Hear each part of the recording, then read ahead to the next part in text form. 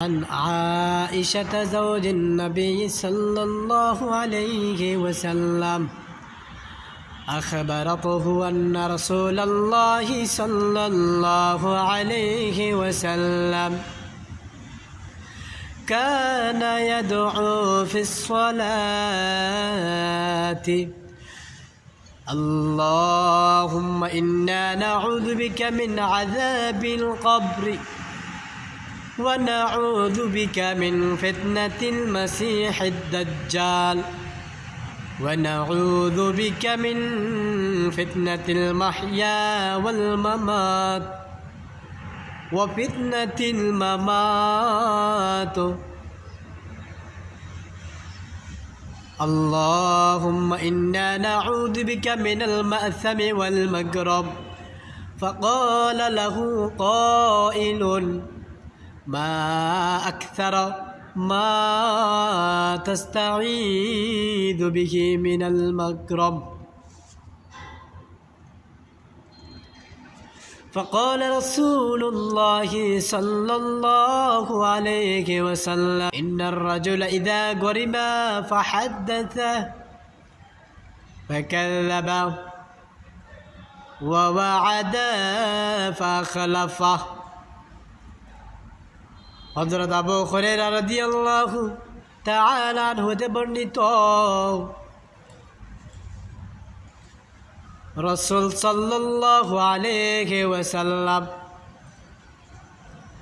হযরত আয়েশা রাদিয়াল্লাহু তাআলা আনহু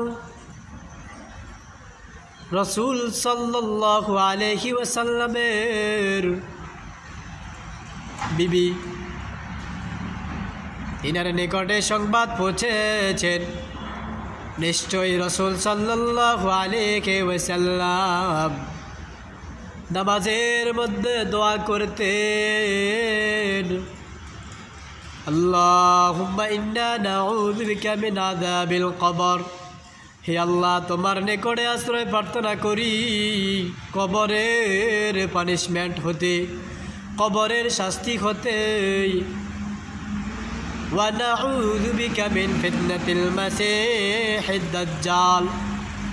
وتركتك بعد دجال الفتنة خطي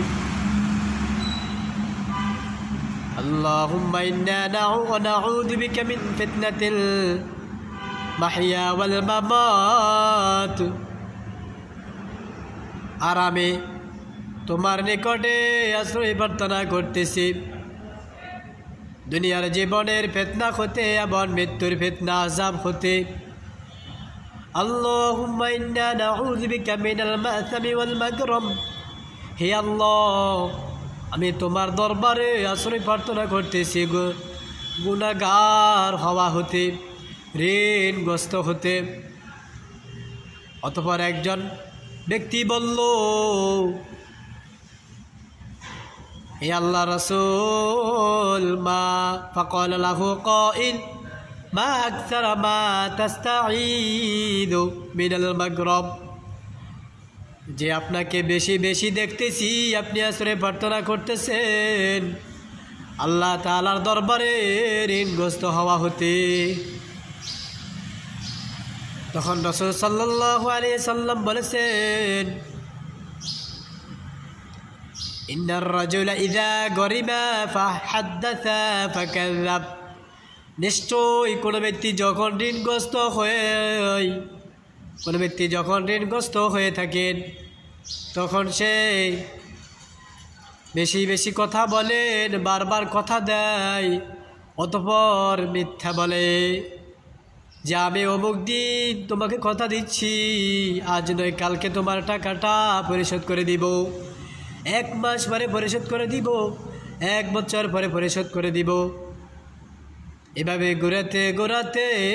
পাওনাদারকে অস্থির পেরেশানি করে দেয় ঋণগ্রস্ত ব্যক্তি এভাবে পাওনাদারকে অস্থির পেরেশানির মধ্যে ফেলে রাখে টাকা যখন চাওয়া হয় ঋণ যখন চাওয়া হয় তখন অনেককে দেখা যায় কিছু কিছু মানুষ রয়েছে এমন মনে হয় যেন খেয়ে ফেলবে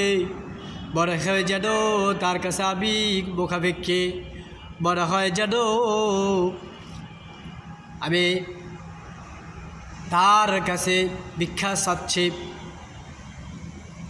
তারপরে রাসূল সাল্লাল্লাহু আলাইহি ওয়াসাল্লাম বলেন, ইন্নার রাজুলা ইযা গরিমা হাদ্দাথা ফাকাযাবা ওয়া ওয়া'আদা ফাখলাফা। এভাবে সে আজকে দিবে বলে, অতঃপর তার বিরুদ্ধাচরণ করে, তার মোখালেফ করে। আজকে দিবে বলে কালকেও দেয় না, কালকে দিবে বলে পরশু দিনও দেয় না। এভাবে কাটাতে কাটাতে বছর বছর কাটিয়ে দেয়। আল্লাহ তাআলা আমাদেরকে এই ধরনের রাসূল সাল্লাল্লাহু আলাইহি ওয়াসাল্লাম যেই বিষয়গুলোর থেকে প্রার্থনা করেছেন, আশ্রয় প্রার্থনা করেছেন রব্বুল ইজ্জতের দরবারে, এই সকল বস্তু হতে আমরা যেন আল্লাহ তাআলার দরবারে বেশি বেশি প্রার্থনা করতে পারি, সেই তৌফিক দান করুন। এবং এই ধরনের সকল ফিতনা হতে আমাদেরকে রক্ষা করুন। সকলে বলুন আমিন।